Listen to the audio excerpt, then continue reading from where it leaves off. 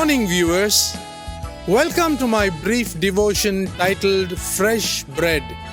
And I do hope that it makes an impact in your life as you begin a new day in Christ. Saul was the first king of Israel, and during his reign, we read that he rebelled against God. As a result of his rebellion, we find that his generations did not do well in life because they had lost favor with God. His rebellion against God, who made him king from nowhere, affected his generations.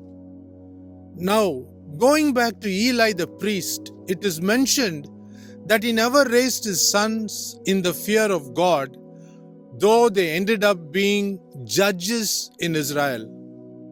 4 deaths took place in such a short time when God turned against Eli. God said, "I don't need anyone from your line to be a priest," and he changed his mind.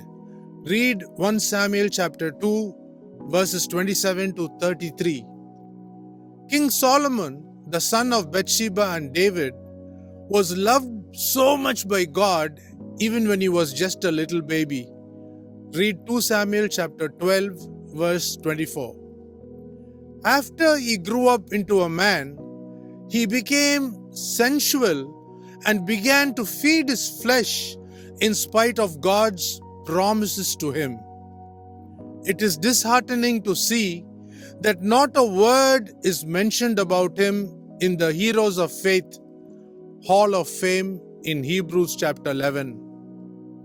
Uriah, the original husband of Bathsheba, proved that he was a faithful soldier in Israel's army. He was so right the way he spoke, the way he reacted to King David's orders, and he always carried himself as a righteous man, but was ultimately put to death in a plot masterminded by King David.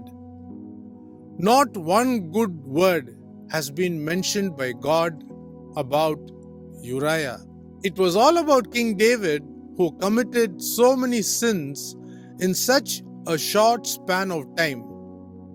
Though King David was punished by God for his many sins, his generations were still blessed by God.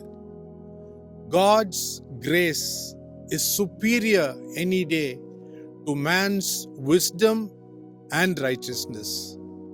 In the New Testament, Ananias and Sapphira in Acts 5 told a single lie to the Holy Spirit only to drop down dead.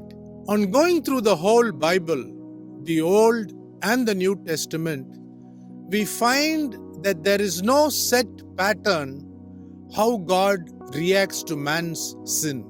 I have come to this conclusion in this video that intimacy with God is what only matters on this side of heaven.